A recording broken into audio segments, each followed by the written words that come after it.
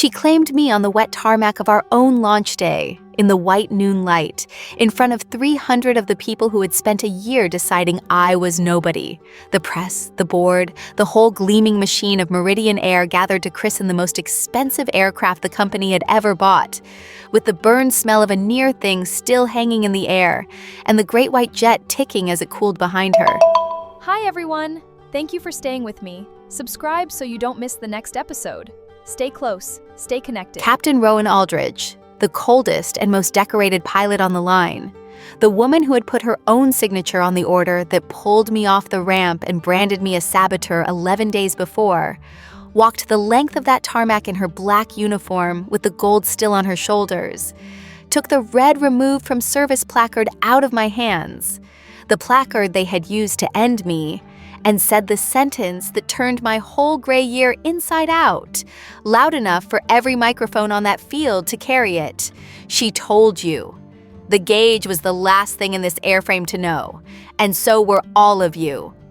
I am going to tell you how a grease-handed nobody who reads metal with her bare palms ended up being claimed on a runway by the alpha who grounded her.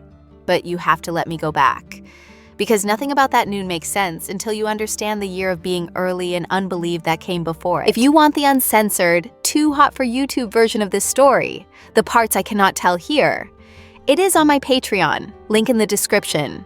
Tell us where you are watching from and subscribe. My name is Senna Hale and I work in metal. Not the clean part, not the cockpit, not the 4 gold bars, not the part that gets photographed against a sunrise with a coffee in its hand. I work the ramp and the line and the belly of the aircraft, in a gray coverall that is never quite clean, with a torque wrench on a lanyard, and grease worked so far into the creases of my hands that it has stopped being dirt and started being skin. I am an airframe technician.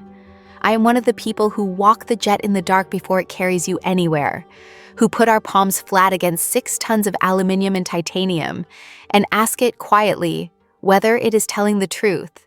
Most of the people who do my job do it with a checklist and a torque value and a logbook, and they do it well, and the sky stays up because of them. I did it with all of that too, but I also did it with the other thing, the thing I have never been able to put on a form, the thing that made me, by 25, quietly the best pair of hands on that ramp, and just as quietly the easiest person in the building to throw away. I can read an airframe. I do not know how else to say it so that it does not sound like a lie or a party trick, and it is neither. Give me a panel and a fuselage in 30 seconds with my bare hand laid flat against the skin of an aircraft, and I can feel, somewhere behind my sternum in a place that has no name, what the metal is about to do, not what the gauge says, not what the borescope shows. The gauge and the borescope tell you what has already happened. By the time an instrument flags a crack, the crack has been growing for 100 flights. I feel the thing before the instrument does. A fatigue crack starting in a wing spar, deep in the structure where no light reaches, gives off something, not a sound exactly, a wrongness, a held breath in the metal. And I have felt it through a closed inspection panel, a full inspection cycle before the dye and the eddy current probe caught up to me. They cannot teach this. They try. They cannot. You either feel the metal talking or you do not. And I have felt it since I was a girl, standing on an upturned crate in my father's hangar with my hands stinging from the cold of an engine cowl. And it has been, my entire life, the exact same thing as being invisible. Because a girl who knows the truth early and has no rank to make anyone believe her is just a girl in a coverall having a feeling. I want to show you the gift before I tell you what it cost, because otherwise it is only a claim. And I have spent my whole life refusing to be only a claim. Years ago, before Meridian, before any of this, I was a contract hand at a regional field. Nobody, the lowest rung, the girl they sent to wipe down the wheel wells. There was a turboprop coming in for a quick turnaround, and I walked under its wing on my way to somewhere else, and I stopped because I could feel it. I cannot tell you how. The aircraft was signed off, fresh out of a check, every gauge green, and I felt, behind my sternum, in the place with no name, the particular wrongness of an engine mount that had begun somewhere in its bolted bones to let go. I told the line lead. He looked at me the way you look at a contract girl with opinions, and he told me the aircraft had a fresh sign-off from people with licenses on the wall and to go finish the wheel wells. And I stood there, invisible, in an agony of knowing, and I watched that turboprop taxi out, and on the takeoff roll the mount let go exactly where I had felt it letting go, and they aborted its speed and went off the end into the grass. And a man broke his back, and nobody, not one person, ever knew that a nameless girl wiping wheel wells had felt it coming 40 minutes before. That is the gift, and that is the curse. The same woman, the same hour. I am early, and I am invisible. And I learned young that being early is worth precisely nothing if you have made yourself too small to be believed when you say the thing is going to break. There was another time, and I tell you both because together they are the whole truth of what the gift is. A year after the turboprop at a different field, I felt a brake line about to fail on a freight loader the morning crew had signed off clean, and that time I did not stay quiet. I had learned that much. I planted myself in front of the aircraft, and I would not let it move until a supervisor came down to humor me. And I was right. The line was hours from going, and a ramp full of people would have been under that loader when it did. And do you know what happened to me for being right? Nothing. Not a word. The supervisor wrote it up as his own catch, the way they do. And the men who would have been crushed went to lunch never knowing. And I went back to the wheel wells. I was early, and I was right. And I saved them, and I was still invisible. And that is the lesson the world spent 25 years teaching me twice over. Being right is not the same as being believed, and being believed is not the same as being seen, and a woman in a coverall is allowed, at most, one of the three, on a good day by accident. My father is the reason I can do it, and he is the reason you are going to believe the rest, so let me set him down properly. He raised me. My mother was a name and a forwarding address, so I had my father, and he was a line mechanic in the old way.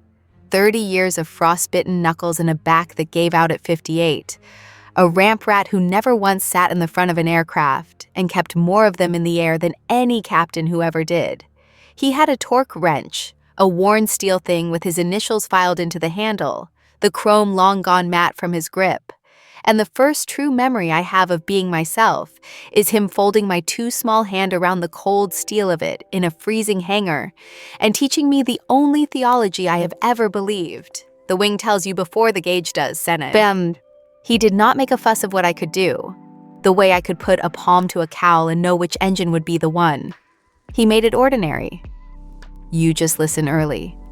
I understand now that it was the kindest and most protective thing he could have done, because he had seen what the industry does to a poor kid who is gifted out loud and has no certificate to cash the gift against. When he died, I was 20, and the only thing I took out of his locker was that steel wrench, and I have not walked a single aircraft without it on my lanyard in 5 years. Remember the wrench. It comes back the way the metal always does. My father worked the line until his body would not let him anymore. And then he sat in a chair by a window that did not look at anything and got smaller, the way ramp men do when you take the ramp away from them. And I sat with him in the evenings, and we did not talk about dying. We talked about aircraft. He would close his eyes and have me describe a write-up to him and tell me, from a chair, from memory, from 40 years of having his hand on the wing, what the metal was probably doing. And he was nearly always right. The gift outliving the body. The listening, the last thing in him to go. Then I had a wrench and a gift and a forwarding address for a mother and nobody else in the world. And I went out and rented the only thing I had to whoever would take it cheapest, which is how the best pair of hands in 3 states ended up wiping wheel wells for a living and calling it getting by. So that is the shape of me when I came to Meridian Air. The best hand on the ramp and the cheapest, and the most disposable. A woman who could feel a crack a cycle early and had spent her whole life learning that the feeling was a liability. Unless someone with rank decided to spend their own credibility on it. I kept my head down. I worked nights and the unloved shifts. I let the inspectors with the licenses on the wall take the sign-offs and the credit. And I let myself be the pair of hands that found the thing they then wrote up as their own. because that was the arithmetic of staying employed. And I had a rent and a father's wrench, and no one in the world to fall back on. I told myself I had made my peace with being early and invisible. I had not made my peace with anything. I had just gotten very, very good at looking like a woman who had. I have to tell you about Captain Roan Aldridge, and I have to tell you about the way I knew her before I knew what she would become to me. Because everything that broke in me broke in the order it was built. She was the chief line captain at Meridian, the most decorated pilot on the property, the one whose name was on the safety record they put in the brochures. A woman so contained that the cabin crew had a private bet running on whether anyone had ever seen her surprised. She was an alpha, the way the weather is a fact, not loud about it, simply structural, the still point a whole ramp organized itself around. Black hair she kept ruthlessly pinned, a black uniform with 4 gold bars she wore like it was skin, a thin silver scar along her left jaw from an old incident nobody talked about, and a habit I learned to watch for before I learned what it meant. When she was about to make a call she could not take back, she went absolutely still and ran her thumb, once, along the worn brass edge of the wings pin at her collar. I had been at Meridian 8 months before she said a word to me that was not an instruction. I had decided, in the way you decide things to keep yourself safe, that she did not know I existed. I was wrong. And the way I found out I was wrong is the beginning of everything. It was a 2 a.m. turnaround, a wide body with a write-up the day crew had cleared, and I was up on the stand with my bare hand on the number 2 cowl when I felt it, faint, early, a wrongness in a fan section that every gauge in the building said was green. I did what I had trained myself never to do anymore. I said it out loud, not to anyone really, just into the cold, the way you do when the knowing is too big to hold. It was Captain Aldridge, in her greatcoat, who was not supposed to be on the ramp at 2 a.m, who had heard me, and who was looking up at me, not the way you look at a contract girl with opinions, but the way you look at an instrument you have decided to trust. I told her what I felt. I had no data. I had a feeling behind my sternum and a father's theology, and nothing aboard would accept. She held my eyes for a long second, and then she pulled that aircraft off the schedule on the strength of a ramp tech's bare hand, took the delay and the questions onto her own name. And when they opened the fan section 3 days later, the crack was there. Hairline, exactly where I had laid my palm. She never made a thing of it.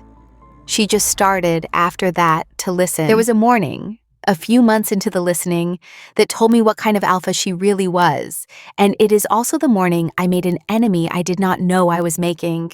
I had flagged a hydraulic actuator on a narrow body, felt it, called it, no gauge to back me. And the ops desk did not want the delay, and the captain leaning on that desk to get her aircraft released was Marlo Renner, who had wanted Aldridge's chief seat for 3 years and treated every delay as a personal insult.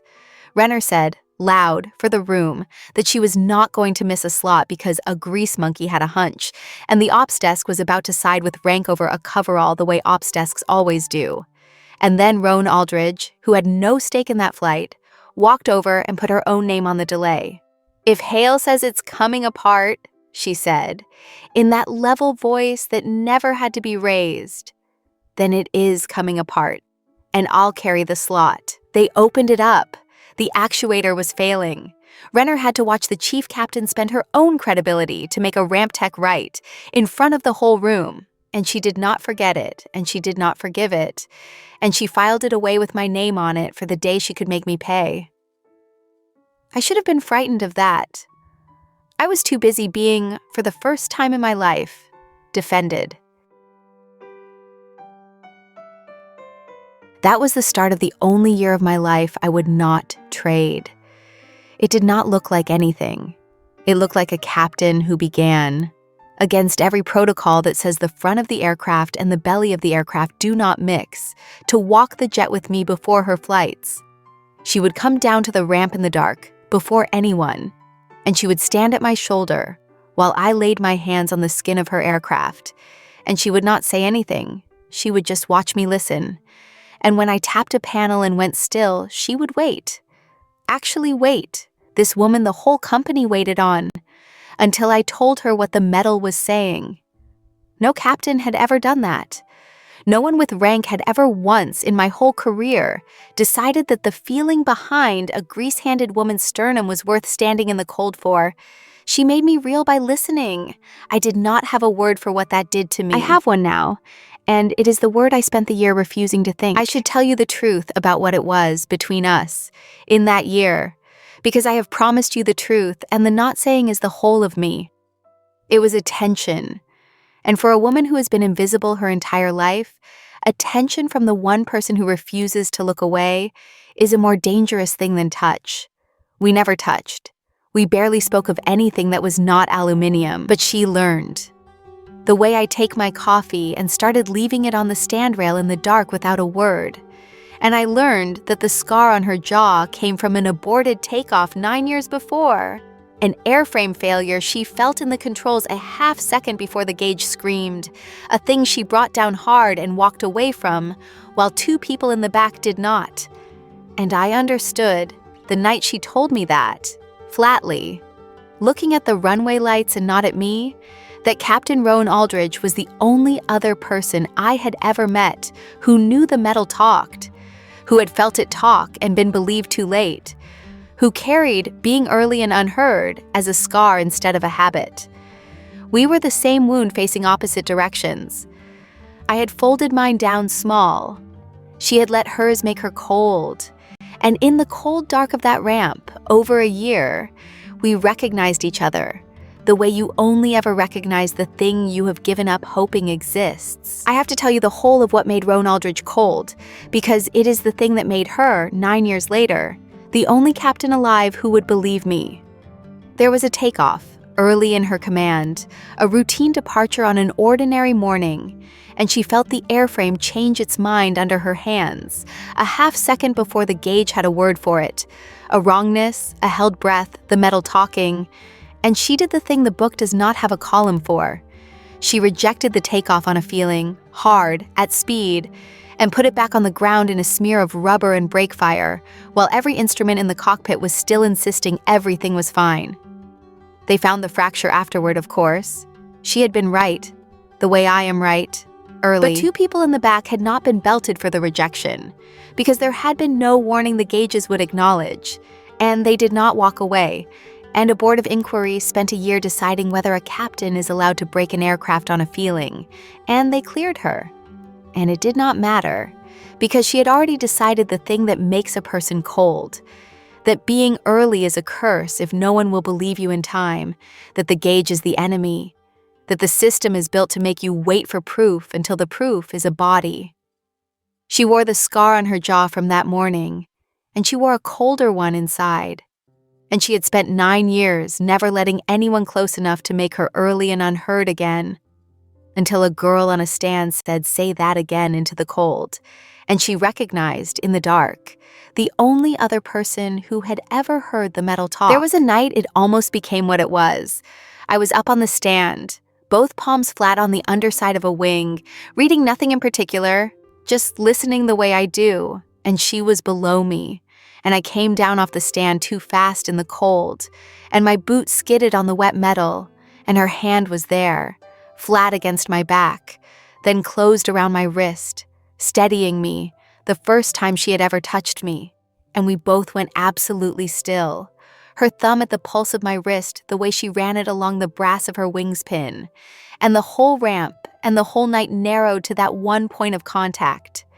She said my name, just my name, Senna, the way no one says it, the way you say a thing you have decided about, and then a fuel truck swung its lights across us, and the moment closed like a panel, and she let go.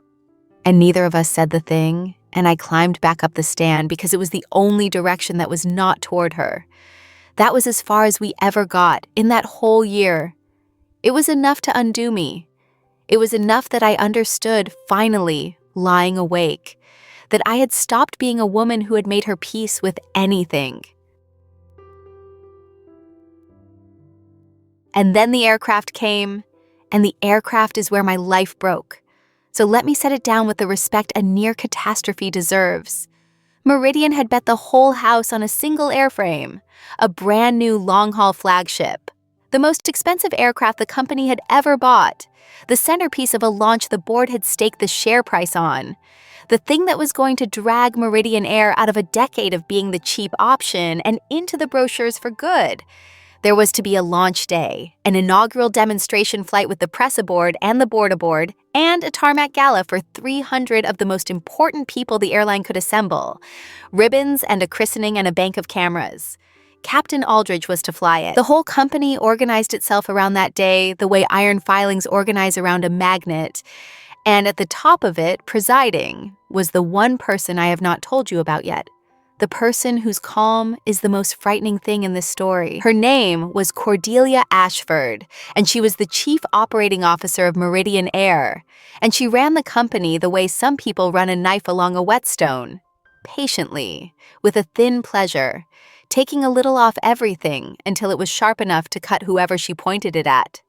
She had spent 40 years getting to the chair behind the chair, and she had not gotten there by letting a delay or a write-up or a frightened technician's feeling get between her and a launch the markets were watching. She was elegant and silver and never raised her voice, and she had decided, long before she ever learned my name, that the new aircraft would fly on launch day on schedule no matter what any pair of hands on the ramp felt about it. Because the alternative, a public grounding of the airline's billion-dollar future in front of the cameras, was not, to a woman like Cordelia Ashford, a thing that could be allowed to be true. Remember her calm, "It is the engine of everything that almost killed 300 people." You have to understand how badly everyone wanted that launch, because the wanting is what turned a crack into a conspiracy. The board had borrowed against the future to buy the aircraft. The share price was priced for the launch. Cordelia Ashford had staked the last of her 40-year career on delivering the day on schedule. And Marlo Renner had seen in the launch her road to the chief seat. Be the company's reliable yes, the captain who signs what the board needs signed, and let Aldridge be the one who fusses about feelings. The launch was not an event anymore by the week it came due. It was a thing the whole machine of the company had agreed in advance could not go wrong. And there is nothing on earth more dangerous than a powerful organization that has decided, before the facts are in, what the facts are going to be. Into that machine, on a hangar floor at 4 a.m, walked a suspendable contract technician with a feeling behind her sternum and a borescope image of a crack that would cost a week and a launch to confirm. I never had a chance. The crack was real, and I was right, and none of it mattered, because the answer had been decided in a boardroom before my hand ever touched the wing. The pre-delivery inspection fell to the night crew, which meant it fell, in the part that mattered, to me. It was the kind of job you do once in a career. A brand new airframe, fresh from the manufacturer, the smell of new sealant still in it, every system perfect, every gauge green, the whole beautiful machine sitting in the floodlit hangar like a held breath. I walked it for 6 hours. I put my hands on every panel I could reach, the way my father taught me, listening early, and for 5.5 of those hours it sang back at me clean, the clean, true note of a thing built right.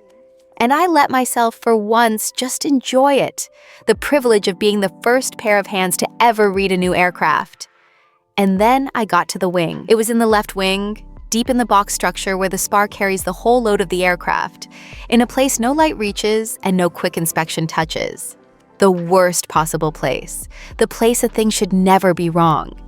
I laid my bare palm flat against the lower skin, and the wrongness came up into my hand like cold water. The held breath, the particular note of a fatigue crack that has started somewhere it has no business starting, in metal that is supposed to be newer than my certification. I did not believe it. I moved my hand. I felt it again. I got the gear, the borescope, the probe, and I went in through the access panel and I looked for 2 hours in a brand new wing until I found the thing my hand had found first. A crack, hairline, subsurface. The kind of manufacturing flaw that passes every gauge and grows quiet for a few hundred flights, and then, on some ordinary climb under some ordinary load, finishes growing all at once. I sat on the hangar floor under that perfect white wing at 4 a.m, and I knew 2 things with total certainty. The aircraft could not fly, And I was the only person in the world who knew it. I did everything right. I want you to understand that. Because of what they tried to make it into later. I did not whisper it. I did not have a feeling and keep it. I documented it. The borescope images, the location, the indication. And I filled out the form, and I red tagged the aircraft, which is a thing a technician has the absolute authority to do, and no one has the authority to undo without an inspection. I hung the removed from service placard on the flight controls with my own hands, and I signed the grounding report with my own name, and I sent it up the chain the way you are supposed to, and I sat with my father's wrench in my lap in the empty hangar at 5 in the morning, and I let myself feel for 1 minute the thing I had not let myself feel in years, that I had been early, and this time, on the biggest aircraft of my life, I was going to be believed. Because the system was built to believe the red tag. I was so wrong that it is hard even now to make myself say it. The report reached Cordelia Ashford by 7. By 8, the red tag was off the aircraft. I came in for my next shift to find the grounding lifted, the placard gone, the aircraft back on the schedule for launch day, and a sign-off in the system over a captain's name certifying that the technician's indication had been reviewed and found to be, the word they used was spurious, a misread, a contract text overreach, a feeling dressed up as a finding. They had not opened the wing. You cannot open a wing box in a morning. The inspection I was asking for would have taken the aircraft off the line for a week and the launch with it. They had simply decided, at the level where launches are protected, that the crack I had found could not be allowed to exist. And so on paper it did not. And the only thing standing between 300 people in that wing was a placard that a woman in a corner office had quietly removed before the morning coffee was cold. The captain whose name was on the sign-off was not Roan Aldridge. I need you to hold on to that because it matters in a minute. It was Captain Marlowe Renner, a senior line captain, an alpha, a man's man of a woman who had spent 3 years openly wanting Aldridge's chief seat and had decided the way to get it was to be the company's reliable yes. The captain, who never saw a problem the board did not want seen, Renner signed the aircraft fit. And when I went to her, because I still believed then that if I just explained it to the right person, the truth would do the work truth is supposed to do. She looked at me across the crew room in front of half the ramp, and she laughed. Not cruelly, which was worse, indulgently. And she said the thing I will hear for the rest of my life. Sweetheart, we don't ground $1 billion because a wheelwell girl had a feeling. And the crew room laughed with her, because she had rank and I had a coverall. And I stood there in the exact agony I had stood in under the turboprop years before, early and knowing and too small to be believed. It would have ended there. Me overruled, the aircraft flying, the crack growing quiet in the dark of the wing toward the moment it would finish. Except that Cordelia Ashford made the single mistake that vain, careful people always make. She could not leave a loose end alone. A grounding report with my name on it existed in the record. If that aircraft ever had a problem, that report was a noose with the company's name in it. And so it could not just be overruled. It had to be made worthless. And I had to be made worthless with it. So she did not just lift my red tag, she came for me. Within 2 days, there was a new entry in my file, that I had accessed the aircraft's wing box outside of an authorized work order, that I had used inspection equipment without sign-off, that my indication was unsupported by any instrument and constituted, and here is the word that ended me, interference with a flight-ready aircraft. They suspended my certification pending review.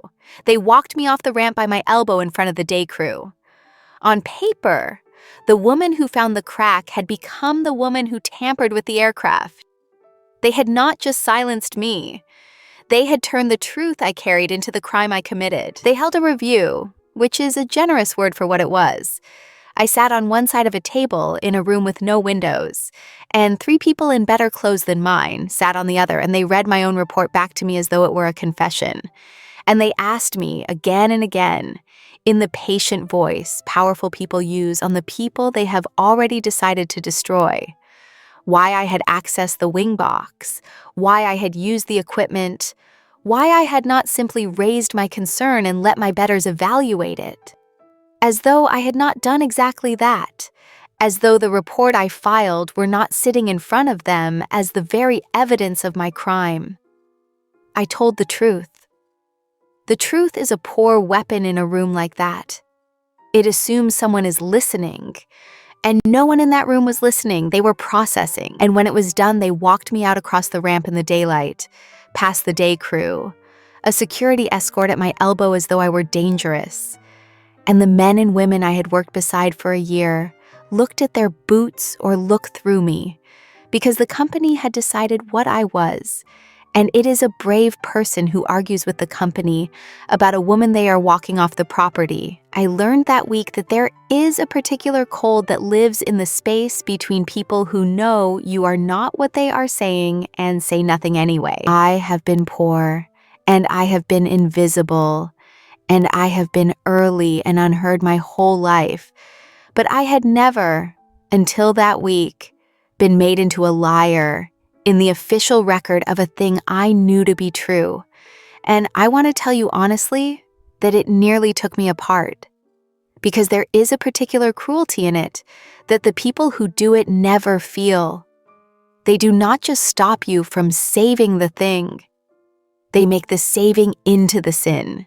They take the one true thing you did, the placard, the report, the courage it took to be early out loud one more time, and they hang it around your neck as the proof of what is wrong with you. I sat in my 2 rooms with my father's wrench in my hands, and I understood that if that aircraft flew and came apart, I would be early and unheard about 300 deaths.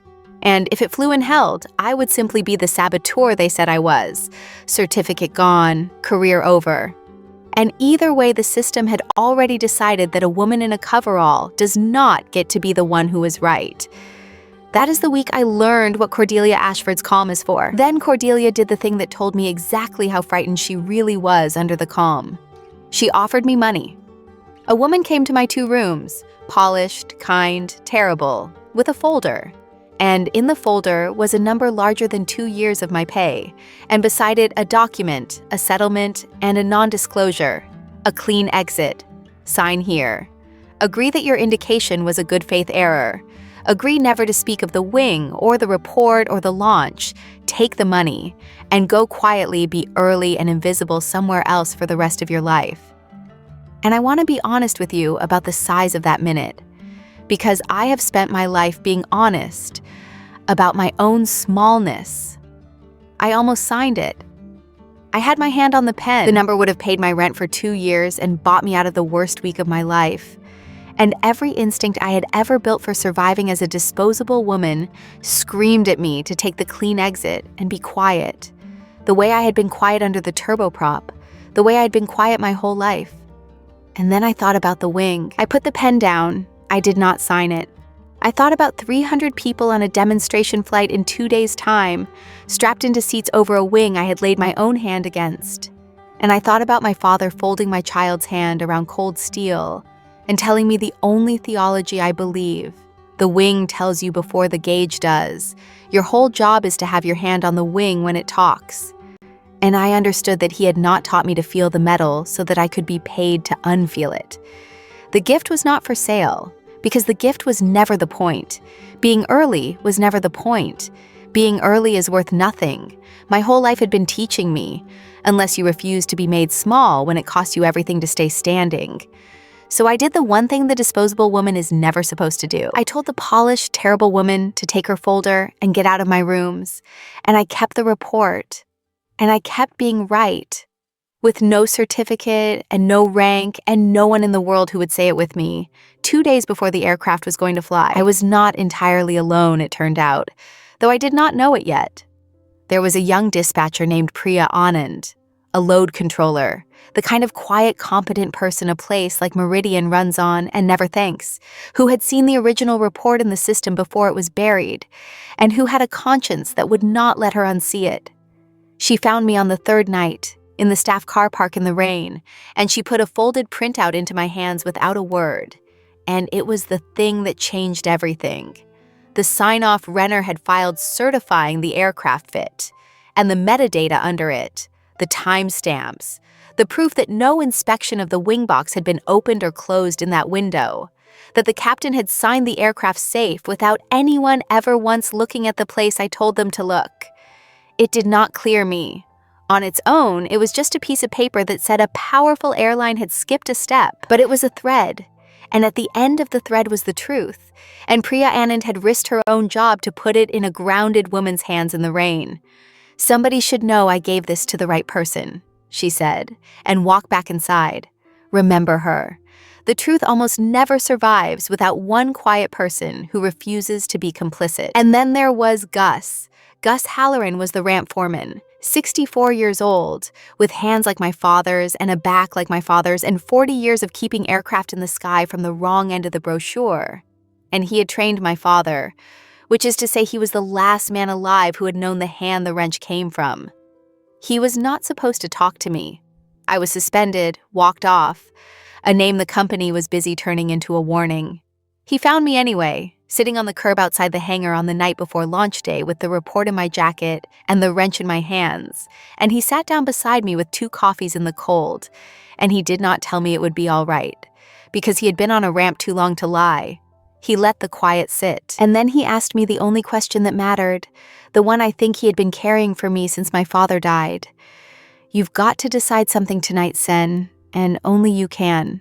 I did not have an answer, but I stopped, sitting on that cold curb, being a woman the worst night was happening to, and started being a woman who had a decision in her hands. Launch day came up clear and cruel and beautiful, the kind of high bright noon that makes an airfield look like a promise. They had dressed the whole place for it, the white flagship aircraft out on the apron gleaming, bunting on the jet bridge, a stand of 300 chairs and a christening podium and a bank of cameras, the board in their best, the press in their lanyards, Cordelia Ashford at the podium in pale silver presiding over the most important day in the company's history. And inside the cockpit of that beautiful aircraft, going through her checks with her thumb running once along the brass of her wings pin, was Captain Roan Aldridge, who was about to take 300 people up over the water on a demonstration flight, over a wing I had laid my hand against and red-tagged, and been called a saboteur for not knowing, because I had no way to reach her, and the whole machine of the company stood between us, that the woman who had taught her the metal talks was watching from behind a fence with a folded printout in her jacket and her father's wrench in her fist, praying to nothing that the crack would hold for one more day. I watched the takeoff from behind the perimeter fence, because that is where they put women like me, on the outside of the chain link, looking in at the thing we built. Gus stood beside me without a word. The aircraft I had red-tagged rolled down the runway in the high, bright noon with 300 people inside it, and a wing that should never have been allowed past the hangar, and it lifted off clean and beautiful, the way a thing can look perfectly fine right up until the second it does not. And I watched it climb out over the water with a feeling behind my sternum that had nothing to do with my gift, and everything to do with being a person who knew and could not stop what was coming. Gus had pressed a handheld scanner into my hands, the tower frequency crackling, and I stood at the fence with my father's wrench in my fist and listened to 300 people fly away on a wing I could have saved them from, if anyone with rank had been willing to spend a slot on a coveralls feeling. And then, 4 minutes into the climb, the frequency changed. Not the words, the cadence, under the words, the thing I have spent my life learning to hear. And I knew, the way I know everything, too early and too late at once, that the wing had finished making up its mind. What I heard on that scanner, I will hear in the bad hours for the rest of my life. The calm coming off the cockpit too hard, the way real calm sounds when it is being held over a drop, and then the call that changed my life, Aldridge's voice asking the tower on an open frequency in front of every scanner and every soul in that christening tent for the grounding report on the airframe, the one Ashford pulled, and for me, by name. And I watched, through the chain link, the thing happen that Cordelia Ashford had spent 4 days and a great deal of money making impossible. I watched the truth become unmanageable, because a report you have buried in a system can stay buried forever, but a report the captain is asking for by name on an open radio with 300 lives in the balance is a different kind of object. And I saw, even from the fence, the careful silver stillness at the podium understand all at once that the dark she had always managed the truth in had just been flooded with the worst light in the world. You already know it did not hold, because I told you at the start that they were still smelling the burned air on the tarmac when she claimed me, but I want to tell you how it actually went in the air, because it is the part where everything I am got decided. They flew the demonstration profile out over the water, a climb, a wide turn, the showpiece passed back over the field for the cameras. And on the climb, under the ordinary load of an ordinary climb, the crack in the left wing box that every gauge said did not exist finished growing all at once, the way I had known it would on the hangar floor 4 days before. And here is the thing that saved 300 lives. Roan Aldridge felt it. Before the gauge, the way she had felt the one 9 years ago. The way I feel them. She felt the wing change its mind through the controls a half second before any instrument in that glass cockpit had a word for it. A flutter, a wrongness, a held breath in 6 tons of aluminium. And she did not wait for the gauge, because she was the one captain on the property who knew, in her own scarred bones, that the gauge is the last thing in the airframe to know. She pulled the power, and she brought the nose down, and she turned that crippled aircraft back toward the field on instinct and on feel, hand flying a wing that was coming apart in slow motion, talking to it the way I talk to it. And she got on the radio. And this is the part I did not see but heard about for the rest of my life from everyone who was in that tower. She called for the one thing the company had spent 4 days erasing. She called for the technician's report. "Get me the grounding report on this airframe," she said. Level as a runway, 300 souls behind her, and a wing flexing wrong under her hands, the one Ashford pulled. And Cordelia Ashford, standing at her christening podium in front of 300 guests and a bank of live cameras with the airline's billion-dollar future falling out of the sky, could not make the report not exist anymore, because the woman flying the aircraft was asking for it on an open frequency. And the truth I had carried alone for 4 days became, in one radio call from the one person with the rank to spend her credibility on it, the most important document in the country. They got me through the fence. Gus got me through the fence, 40 years of knowing every gate on that field, and put me in front of a radio in the maintenance bay, and a controller with a white face held it out to me. And Rowan Aldridge's voice came out of it, steady, the steadiest thing I have ever heard, hand flying a broken wing. And she said, "Senna, you walk this airframe. Talk me down." And I closed my eyes, and I put everything I had ever felt with my bare hand into my mouth. And I told her the location, the load path, the way that crack would behave as it ran, which control inputs would feed it and which would starve it, the exact thing my palm had known on the hangar floor. And she flew it the way I told her, the way the metal was telling me through 4 miles of air and a borrowed radio.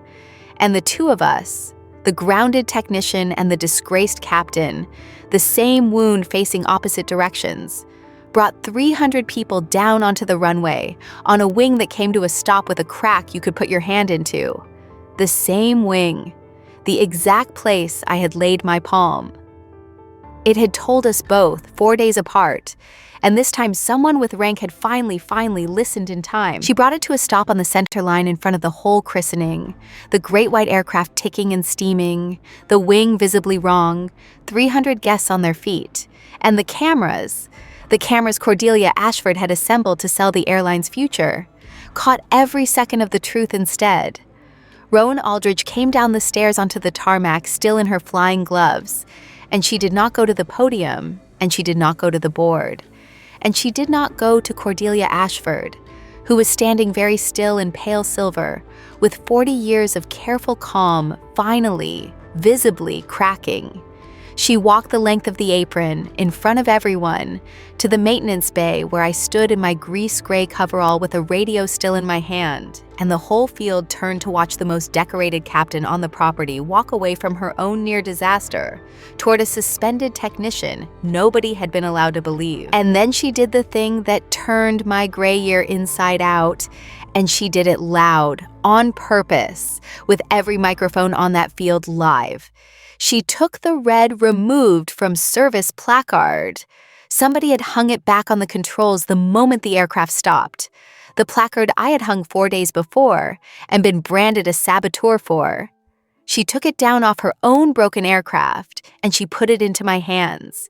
And she turned to the 300 people and the cameras and the board and Cordelia Ashford, and she said it, She told you. 4 days ago. With her name on the report, this woman told you this exact wing would do this exact thing, and a corner office pulled her tag and called her a saboteur to protect a launch. The gauge was the last thing in this airframe to know.